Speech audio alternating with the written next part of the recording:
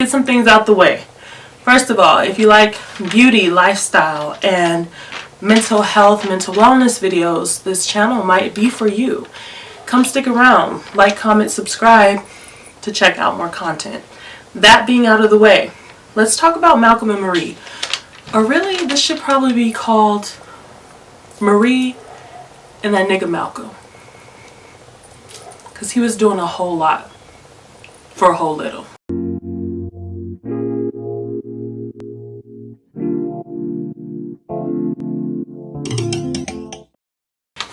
Alright, the premise of the movie. As a filmmaker and his girlfriend return home from his movie premiere, smoldering tensions and painful revelations push them towards a romantic reckoning. Starring Zendaya as Marie and John David Washington as Malcolm. It was written and directed by Sam Livingston, most known for Euphoria. This film was not good. The premise of the movie was very clear, but for some reason, I was under the impression that this movie was about Malcolm X. I don't know why. I literally saw it. It was black and white. Saw Denzel's son. It was like, this is about Malcolm X. So for the first 10 minutes of the film, I'm waiting for somebody to get shot. I'm waiting for violence. I'm waiting for something bad to happen because it seemed like everything was going to be built up tension-wise. Until Zendaya came out and was making mac and cheese, that I was like, wait, this is not a period piece. This is today. It's just in black and white. The black and white was really noisy. And I know that's kind of a weird thing to say, but it was very distracting. Because the film is very much based on dialogue, it was like the dialogue and the visuals were competing for attention. Actually, what I ended up doing is I ended up watching the movie once, told myself I probably couldn't sit through watching it twice, so spoiler alert for that. But I read the script before I did this review, and so I was able to catch some of the more nuances that I wasn't too much privy on from watching it. Your girl took notes. I am not going to do a summary and synopsis. I'm literally going to give my overall opinion, the overall argument that I get from this. So if you're looking for a blow-by-blow of what the movie is about in terms of a summary and plot points, not really going for it. This is a couple, they're having a fight. Who decided to start the fight? Malcolm. So if we keep a tally, Malcolm and Marie, Malcolm literally is the one who decided to begin this fight. He was the one that intentionally was trying to get Marie to get upset so that she would tell him what she's really feeling. One, the music. The music really did suck. It wasn't so much because the music itself wasn't good. It was just that it was just really forceful. It was once again not doing what it was supposed to do. It was supposed to build a specific type of vibe around the characters and their sentiments and what they would like as people. But for me, I kept thinking, okay, how could these people be so invested in like kind of oldie music and old sounds, right? And then still like his girlfriend had never seen Roman Holiday, but he's a filmmaker. I didn't quite like the music at all. In fact, I remember thinking using Sentimental Mood right here is mad corny, because I felt like it was like trying to give a vibe that it was trying to tap into an emotional space without setting up the tensions and the romantic interest that would provoke said mood, right? Because a lot of critiques that I've seen thus far are saying that Marie and Malcolm, they didn't have chemistry. And I think that was meant to be because Marie is trying to hold back all of these feelings and emotions that she's actually coming to understand throughout the night. Literally starting from right after the movie ended until they finally went to bed that night. We literally get her labor forms 2 movies in one, right? I mean, the movie that he produces and then the movie that we're watching, which is their relationships. I thought it really would be good as a stage play. I've seen a couple other people saying like, was this adapted or whatever? But no, it was actually made for Zendaya in terms of like, she wanted to get a role that would get her out of a specific box, and she wanted to kind of debut herself as, hey, I'm a grown-ass woman. Here I am in a grown-ass movie about some grown-ass shit. So, appreciated that. Love Zendaya. Love her counterpart as well. There was also And I'm just listing all the things I didn't like, and then I'll get into like the nuance of their argument, because their argument itself needs its own dissection. But as far as what I did and didn't like, that can kind of be in and out. I did not like that there was moments within the fights where we had kind of intermissions, if you will. And those intermissions would be when one of them would leave the house. I think she left twice.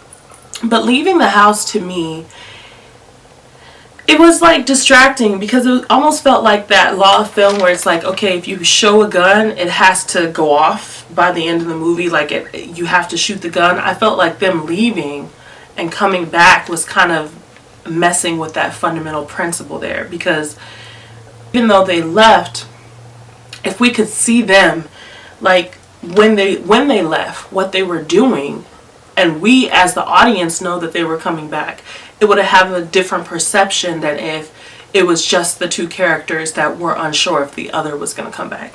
So for me, I kind of didn't know how to feel about Zendaya, especially when, I'll just use Zendaya and Marie interchangeably, but when she left, like, I didn't know how to interpret that the first time when she went for a smoke and then didn't come back for a while. So kind of didn't like that, because it was kind of unsure as to if she was legit about to leave this fool or not. Because sis, frankly, by the time you get to the end of the movie, you're like, why didn't you leave the first, second, and third time? But hey, it was weird that they didn't just play some more modern music, because I know when I'm in a specific space, I want to hear older stuff. I'm not listening to James Brown every single day. Like, okay, like some Summer Walker, playing games, like literally, did I ever ask you to buy me anything? All I ever asked was for you to pick up the phone, you know, when you alone. You know what I mean? Like that whole like not being taken for granted stuff. We don't have to go to the oldies to get that. And I know I'm 28 years old. I am definitely one who understands the nuance of using all type of music within a film, but I felt like it was purposely trying to be more than what it was. And it's like, you could have got that with CeeLo Green's Who's Gonna Save My Soul, or whatever the group he was in, Gnarls Barkley, Who's Gonna Save My Soul, Playing Games with Summer Walker. There's just so many more artists they could have used that were a little bit more modern, because this is a modern couple. And I don't know about you, but I don't be having yum yum give me some and I forgot to be your lover and get rid of him on my phone. You know what I mean? Like, I don't listen to that. That's like not in my iTunes library on a regular basis, where I'm like, ooh, I gotta have my Down and Out in New York City. But you know what? That's fine. I have a white man writing black characters. Didn't know that when I first saw the film. Had no idea. Not as biased, because I wasn't judging, oh, is this someone who's trying to write black people? I wasn't looking at it that way. The things that I immediately got out of it was that for Marie and Malcolm, they kind of have these outspurts of kind of being like, I don't know how to I do know how to explain it, but I don't know if it's politically correct, but like, they pop off in a way that's very white. Like, they did pop off, like, kind of like whitely. I don't know what is. There's like times where Malcolm was going off about a review, and this the way that he was framing his thinking. Like, at the time, I thought more so like, oh, he's just such a man. Like, but the way that he was so colorblind about the content of his content. Like, the way he was like, why can't I make a film that's just about living or something? It was something about it, because at first I was like, yeah, it doesn't always have to be about race and racism. Got that, understood that argument, but he literally kept harping on the fact that, you know, he's not always talking about struggle. And it made it seem like he wanted his art to transcend the boundaries of his identity in a way that's not very black. Oh, that's the argument you're making? I thought you were just making that you wanted to produce art from a perspective of a black man, and it didn't always have to mean that it was about struggle, which is fine, but the human condition has struggle, and you have a specific perspective as a black male, a straight black male, right? So we're not going to act like you don't. But then his dialogue suggested that he wanted to erase that kind of lens on his work, which doesn't make sense, because not leaning into that is kind of like the whole problem of why he can't even support his girlfriend. But we'll get into that. So let's finally kind of break down these characters and a little bit of who they are and what they're doing here. So Malcolm is supposed to be 35. I looked at the script. So he's 35 and she's supposed to be 25, and they're supposed to have been in this relationship for 5 years. So there's already, like, you know, there's a imbalance here of someone who's with a younger person, and you always get that idea that like an older man is trying to like mold a younger woman in a way. And I understand that from the film, basically, he produces a movie about parts of her experience to the point where there's no denying that it's based on her struggle with addiction. And so he forgets to thank her that night. And she goes from being okay with it to not being okay with it. And it's interesting because the whole idea is that she's still working through it herself. She's still trying to understand her emotions herself. But instead of letting her have space to do that, he wants to poke the bear, push the issue. And it's like, homegirl literally made you mac and cheese because you asked her to. And she tells you, we don't need to do this tonight. It's not going to be productive. But you just think you know better than her because, right? So the whole film is a relationship expose on some toxic fuck shit, okay? So basically, Marie has several grievances that I feel like she doesn't really realize until he says something. So he keeps snowballing this situation. I think he is doing a little bit of gaslighting, and I will say it's gaslighting because a part of why she brings stuff up is because he's not acknowledging things. He literally forgot to acknowledge her, and thus even in his conversation he's continually doing the same. I literally wrote, Malcolm makes movies about black women's lives and experiences, but can't even thank the woman, the black woman he lays next to every night. So interesting there.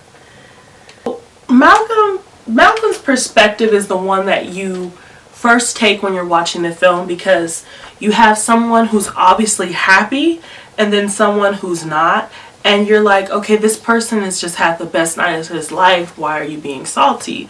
But then when you realize why she's salty, it like completely changes everything. The argument basically centers around the fact that he forgot to thank her, and him being so incredibly impossible about just saying you're right, that he creates this whole narrative around her needing to bring him down in order for her to feel better about where she is in life. And there's something in the script, he says our movie, and then like as the argument continues during the mac and cheese scenario, it changes to my movie. And that's exactly what she was talking about this whole time. Like literally it started out as their project, as something they were doing together, and he slowly started taking her out of every part of it except for his image of her. And it's interesting because the image that he has of her in the movie is not really that much different than where she is now, even though it's 5 years later. Even though obviously she's a woman who's definitely grown, given the way that she talks and understands and decompartmentalizes the emotional obtuseness that he expresses and is able to communicate to him effectively, without going below the belt as low as he went. Right? So it's interesting that he still has this idea of who she is and what space she is in, and that has become a part of their dynamic.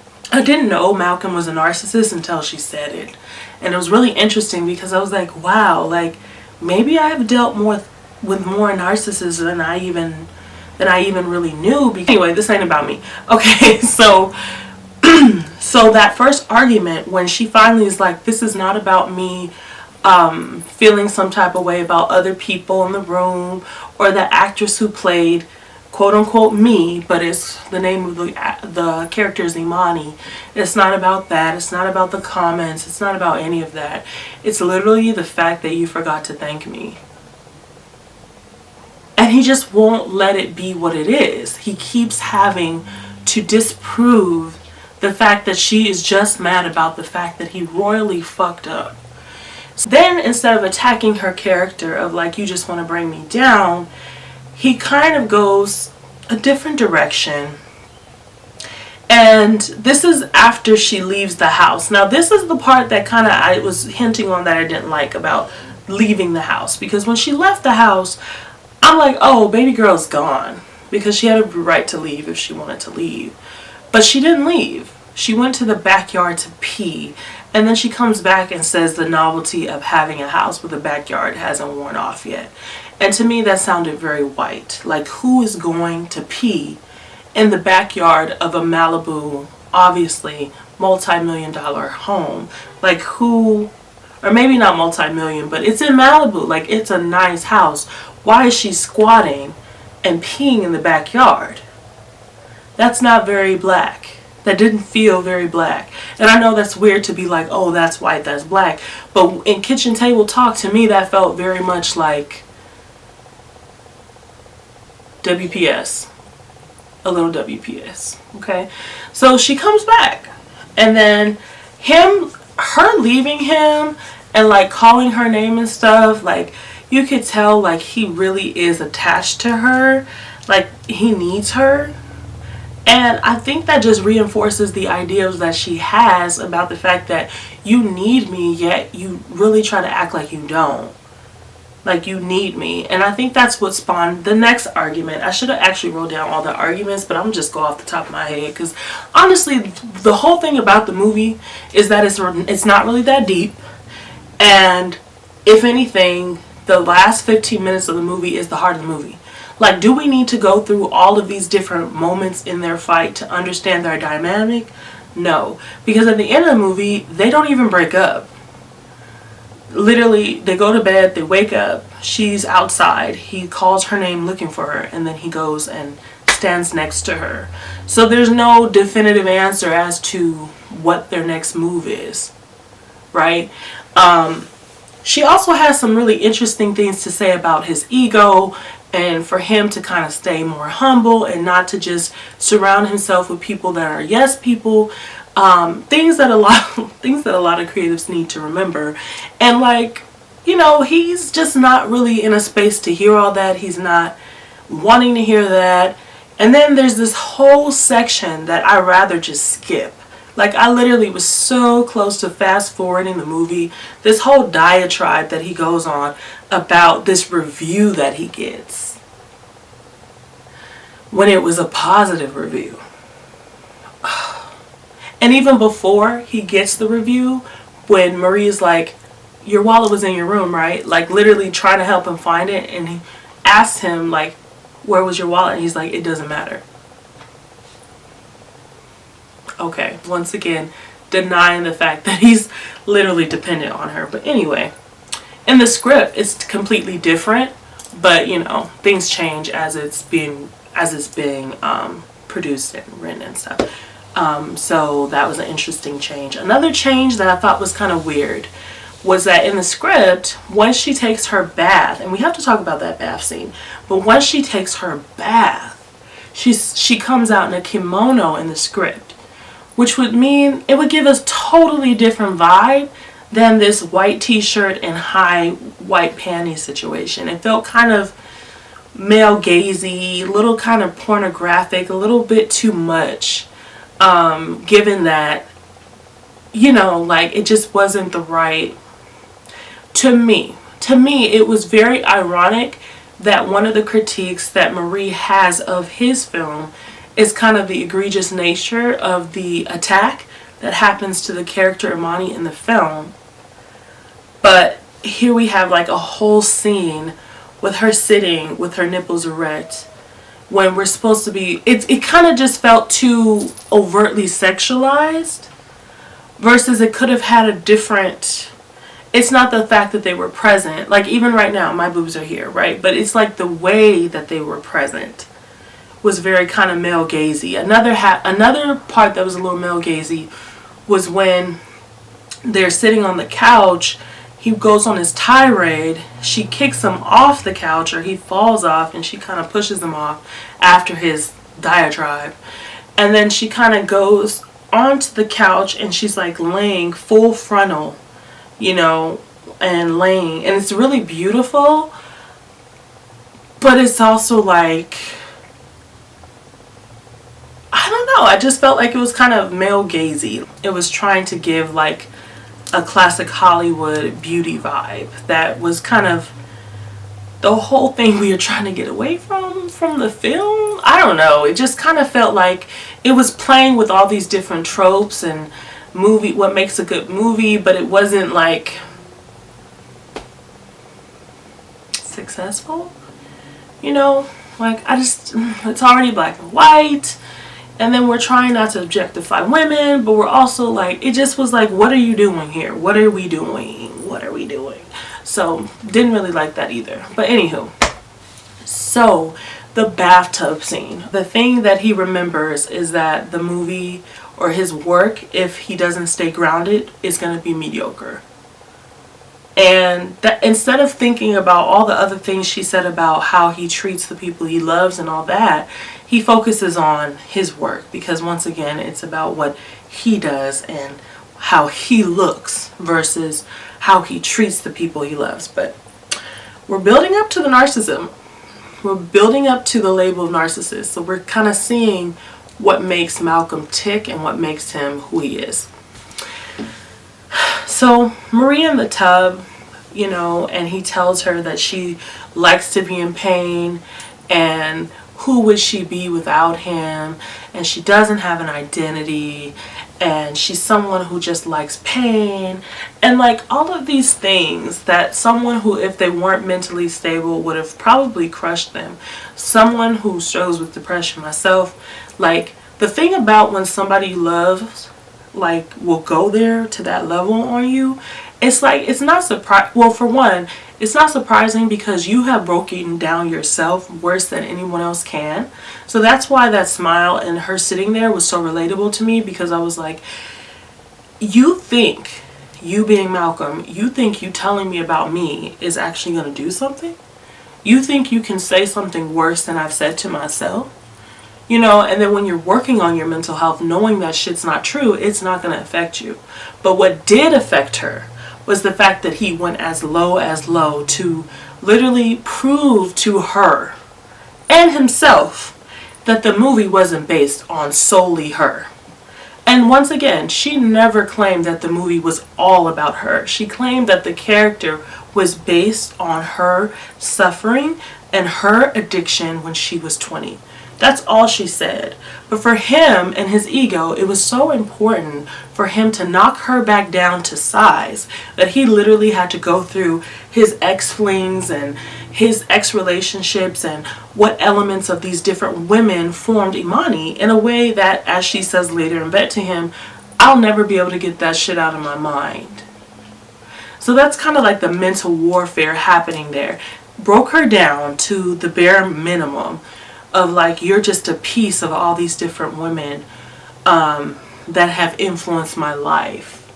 Then tells her she likes the shit because she's not crying. Just because she didn't break down like he expected her to. Now all of a sudden she's some weird psychotic person who likes to be beat down by him. Then he comes back into the room, and then here's the thing. Like, there's several times where boundaries were just crossed, where she was like, don't come in here. leave me. Like literally trying to create space. But he's constantly invading her space. Constantly. You know what I mean? But anyway, back to the bathroom scene. When he comes back and he's like, I love you, like, you're so fucked up, but I love you still. Is that supposed to be healthy? Am I supposed to feel better about everything now? Child, between her getting out the tub, moisturizing her body or whatever, and coming outside to talk to that nigga again, I literally don't know what kind of soul searching she went through. Because for me, that time in between the bathroom to her going outside and sharing a cigarette with this nigga. How, sis? How? How? How? But when you have 5 years of dealing with a nigga, I imagine even at the worst, you like, I just don't know. I don't know. But I've been in some bad fights too, but I'm just saying, like, I don't know how she did that. She goes outside and she tries to do, like, make amends. She literally plays a song, something about, like, my man's trifling, but I love him anyway. Because literally, yes, sis, yeah. Same. Like, I get you. Like, I see why you did that. But he's not going for it. She's trying to smile at him. She's trying to, like, make amends. Another mac and cheese, if you will. And then that's when the whole thing happens with the review and his diatribe and tirade about that, which was so freaking not it. I don't think there was anything valuable about what he was even saying. And he just sounded very confused. Because the review was positive. It was a positive review. And he was upset. Because it wasn't the way he wanted it to be. So you can start seeing kind of the person that Malcolm is. And how insufferable and tiring and exhausting he might be to love and be around. So when she tells him he's a hoe, and that all the industry people are hoes, and they're all hoes, and they're just all hoes, and da-da-da, you know, he actually laughs. But once again, because he doesn't really respect her or see her as an equal, he goes back to this idea that you don't know the industry, you know, you don't really know, but, you know, I appreciate you, but yeah, the whole, like, you know, you guys always throw around the term authenticity to talk about film, but y'all don't really know what it takes to make a film. And I'm like, was she not throughout the whole process with you? So y'all wasn't making this film to get, like, so he constantly kind of tells her she's not in the industry.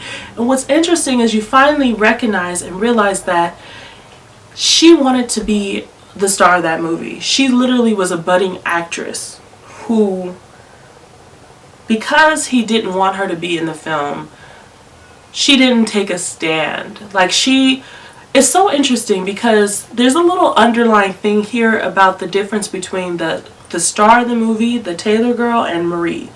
Because Taylor seems like the woman Marie is not. Like her opposite. So Taylor would have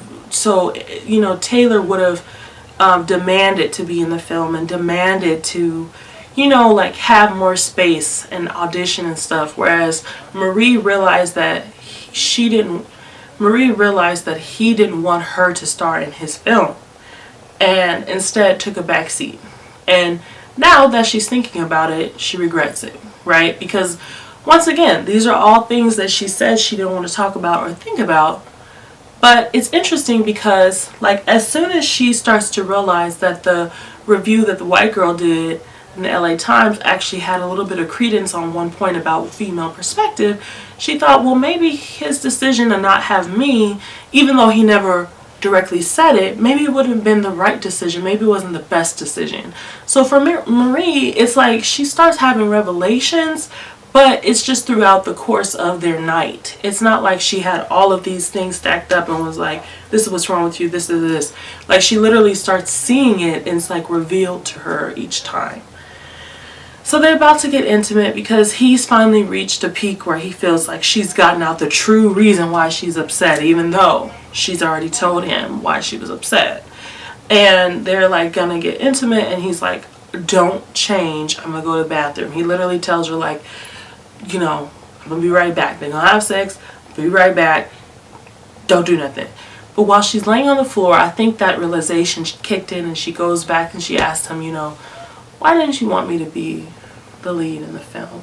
And of course, instead of seeing that as what it was, which is a genuine question, he thought of it as inciting another argument. And so he gets defensive, and it causes this ripple effect. And that's where the whole authenticity thing comes in. And then before you know it, she's like, bet. Like, I forget what he says that triggers her to go and leave the room, but it's like she goes to the bathroom and you can see she's looking for pills. Like, I feel like she literally was going to be pushed to the edge with him, with this whole thing, but she made a split-second decision not to do it. And instead she goes back out, she gets a knife, and she acts out the scene. And then he's like, babe, why didn't you just do that?